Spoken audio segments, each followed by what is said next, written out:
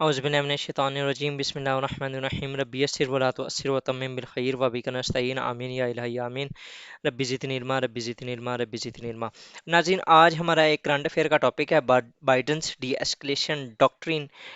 ये middle east के अंदर इस टाइम चल रहा है, और जो ओवरऑल यूएस की डी एस्केलेशन पॉलिसी है टुवर्ड्स मिडल ईस्ट, जिसके अंदर वो मैक्सिमम कोशिश कर रहा है कि वो यहाँ से निकले, और ये जो सारा मिडल ईस्ट का रीजन है ये इसराइल के हवाले करे।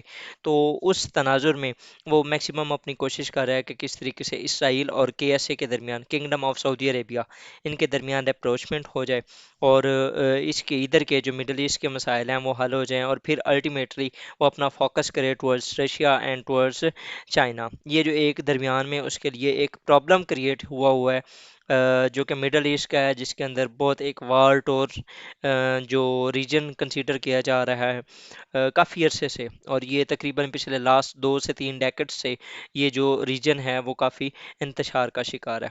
अगर आप देखें तो ईरानियन रेवोल्यूशन से ऑनवर्ड, 1979 से ऑनवर्ड अगर देखा जाए, तो for the United States of America और for the western world, the middle eastern जो रीजन है it is a war ridden region. ठीक है, जिसके और ये एक इम्पोर्टेंट भी बहुत ज़्यादा है बिकॉज ऑफ ऑयल, एंड उसके अलावा उसके जो जितने भी शाहराहें हैं, जो कि सी लाइंस ऑफ कम्युनिकेशन हैं, जिसके अंदर स्ट्रेट ऑफ हर्मुज बहुत ज़्यादा इम्पोर्टेंट है। उसके अलावा अगर आप देखें तो जो सुइस कैनाल है इजिप्ट के साथ, वो बहुत ज़्यादा इम्पोर्टेंट है। तो ओवरऑल जो एक पूरा जो रीजन है वो काफ़ी इम्पोर्टेंट है for the United States of America. तो उसके लिए उसने मैक्सिमम कोशिश अपना कर रहा है। उसको अगर आप इसकी डी एस्केलेशन पॉलिसी देखें तो ट्रम्प ने जब विड्रॉ किया था तो बाइडन काफ़ी ज़्यादा इसके अगेंस्ट था, लेकिन इसने उसको जो है फर्दर रिवर्स नहीं किया था, इसने उसको फॉलो किया था।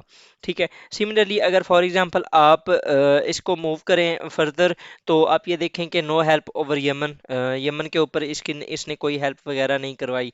उसके अलावा D escalation of Libya, Libya से ये निकल गया जब से जो बाइडन आया। इवन के ये जब ट्रम्प साहब थे तब भी उन्होंने ये डिस्कस करना स्टार्ट कर दिया था कि we are living leaving the wars जो कि हमारी नहीं है।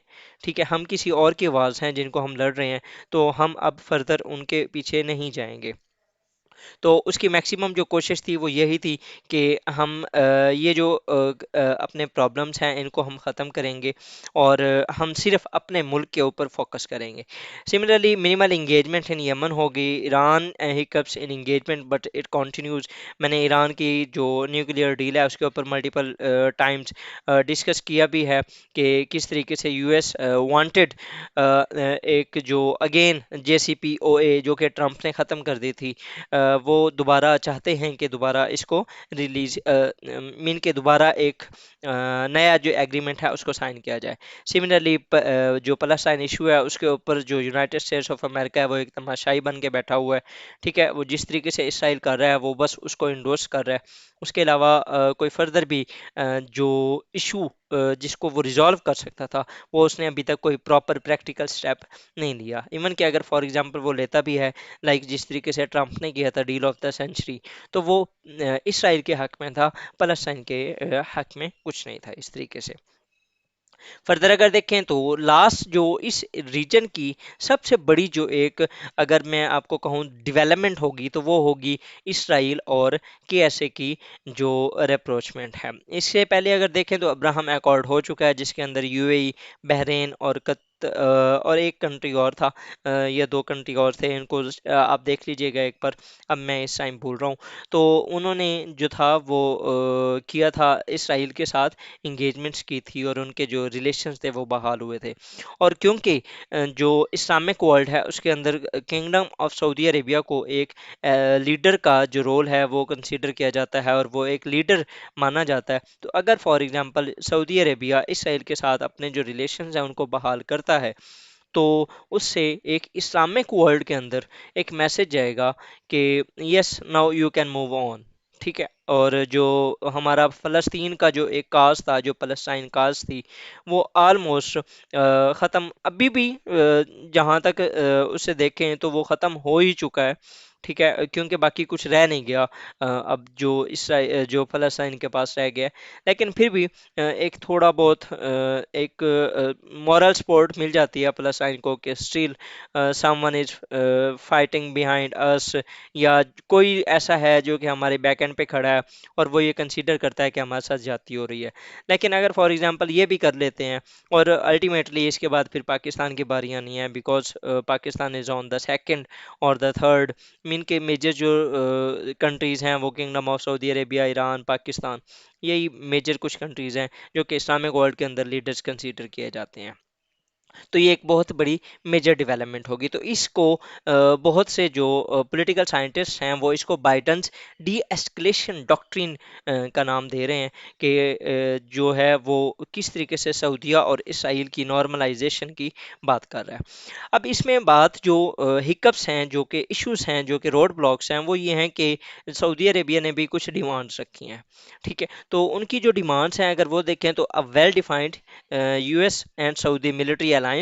ठीक है, सबसे पहले ये एक, उसके बाद ये depoliticise US arms sale to Saudi Arabia, मतलब कि हमें जो आर्म्स की सेल है वो हमें उसको डीपोलिटिसाइज किया जाएगा। उसको बाद में किसी भी इशू की वजह से, आप अगर देखें तो जैसे ही बाइडन आए थे तो उन्होंने जो ट्रंप ने डील्स की हुई थी सऊदी अरेबिया के साथ उनको उसने सस्पेंड कर दिया था। और बाइडन के जो हैं एमबीएस के साथ, मोहम्मद बिन सलमान के साथ रिलेशंस कुछ अच्छे रहे भी नहीं है। ठीक है, तो उसकी वजह से यूएस और सऊदी अरेबिया के दरमियान जो रिलेशंस हैं वो काफ़ी इस टाइम स्ट्रेस चल रहे हैं। उसके बाद ये nuclear program that includes enrichment of uranium, मतलब कि सऊदी अरेबिया भी ये चाहता है कि उसको भी न्यूक्लियर क्लब के अंदर जो शमूलियत है वो दे दी जाए। तो ये दो से तीन जो थे डिमांड्स थी सऊदी अरेबिया की, जिनके ऊपर बैकएंड के ऊपर कुछ निगोशिएशंस वगैरह जो हैं वो चल रही हैं। अब बाइडन क्या चाहते हैं? बाइडन चाहते हैं एक regional integration strategy of the middle east. Mean के वो ये चाहते हैं कि यहाँ पर ओवरऑल जो रीजन है उसको इतना ज़्यादा इंटीग्रेटेड कर दिया जाए कि वो एक दूसरे के ऊपर इंटरडिपेंडेंट हो जाए और उससे यूएस को या वेस्टर्न वर्ल्ड को कोई किसी किस्म का कोई इशू यहाँ से एटलीस्ट ना हो। ठीक है, तो इसी वजह से वो यहाँ पर उनके जो मेजर इश्यूज हैं ना वो ये हैं कि अगर आप मिडल ईस्ट की बात करें तो एक है पलस्तीन का इशू। ठीक है, और जो अरब वर्ल्ड वर्सेस इसराइल था, और दूसरा है यहाँ पर ईरान का मसला। ईरान के साथ वो JCPOA 2 करना चाह रहा है। ईरान जो न्यूक्लियर डील है उसके ऊपर डिस्कशन उनकी ऑलरेडी चल रही हैं। और दूसरा जो वो बेसिक काम करना चाह रहा है वो ये कह रहा है कि ये जो पलस्तीन काज है ना ये हमेशा हमेशा के लिए ख़त्म हो जाए, और जो Saudi Arab world versus Israel वाला ये जो सागा है ना वो भी ख़त्म हो जाए। तो उसकी अल्टीमेट जो अप्रोच है वो यही है। अब इसको फर्दर ये किस हद तक कामयाब हो जाती है वो फर्दर देखते हैं कि वो कितना टाइम इस चीज़ के ऊपर लेता है। अब यूएस ये क्यों चाहता है, ये जो रीजनल इंटीग्रेशन है वो यू क्यों चाहता है? उसकी सबसे पहली जो उसकी कुछ मैंने लॉजिक्स बता दी हैं, फर्दर जो है आप इसको खुद भी सर्च कर लीजिएगा। सबसे पहले वो ये चाहता है कि ये जो रीजन है ना ये मेरे अंडर ही रहे। ठीक है, और वो अंडर क्यों रहे? Because of oil manipulation. आप ये देख लें कि जो ओपेक कंट्रीज हैं उसके अंदर जो है रशिया भी आता है, केएसए भी आता है, जबकि केएसए जो है वो मैनिपुलेशन के अंदर बहुत ज़्यादा रोल अपना जो है वो प्ले करता है। तो वो चाहता है कि यहाँ पर उसकी जो एक अथॉरिटी है वो रहे। Similarly dreams of greater Israel, जो कि ओवरऑल यूएस का फ्रॉम द डे 1 जब से इसराइल बना है ये उसका ऑब्जेक्टिव रहा है, उसको फुलफिल करना चाह रहा है। Economic downfall owing to involvement in the foreign wars, वो वैसे खुद भी बहुत ज़्यादा वीक हो चुका है इकोनॉमी के लिहाज से, तो अब वो वहाँ पर यहाँ पर अपने इकोनॉमिक रिसोर्सेज को जो है वो डिस्ट्रॉय नहीं करना चाह रहा। सिमिलरली वो want a fully focus strategy towards China and Russia. ठीक है, तो वो अपने आप को डी एस्केलेट कर रहा है मुख्तलिफ जगहों से, ताकि वो अपना जो फोकस है वो अपने जो एक मेजर दुश्मन है उनकी तरफ ही कर सके। अगर आपके यूएस के जो टॉप 5 इंटरेस्ट देखें तो ये एक रिपोर्ट थी यूएस डिपार्टमेंट ऑफ जस्टिस की, उसमें उन्होंने अपने इंटरेस्ट जो हैं वो लिखे हुए थे, और उन्हीं के अंदर एक ये इसराइल और कैसे या जो एक मिडल ईस्ट का अगर आप कहें तो वो भी इंटरेस्ट शामिल है। सबसे पहले to prevent threat of an attack of weapons of mass destruction on US soil. ठीक है, ये उनका पहला। उसके बाद ये to ensure US alliance survival and cooperation to shape an international system in which we can thrive. और उसके अंदर आप ये देखें कि यूएस जो इसके जो अलायंस हैं उनके अंदर केएसए भी है और उसके अंदर इसराइल भी है। Similarly to prevent the emergence of hostile powers on US borders, to ensure viability of major global systems and to establish productive relations with nations and that could become adversaries। तो ये measures जो थे US के interest थे और उनके अंदर जो एक मेजर ये मैंने हाईलाइट भी किया हुआ है वो क्या है कि जो मिडल ईस्टर्न रीजन है, ये जो यूएस के अलायंसेस जहाँ जहाँ पर भी हैं उनके दरमियान कोऑपरेशन को इन्हेंस करना, जो कि वो कर रहे हैं। अब अगर फॉर एग्जांपल इसका क्रिटिकल एनालिसिस किया जाए तो यहाँ पर मैं एक यूएस के former ambassador to Israel Thomas Nides की एक स्टेटमेंट वो करूंगा, जिसके अंदर उन्होंने कहा है potentially this could be a big time game change for the security of Israel, security of United States of America and the stability of the reason.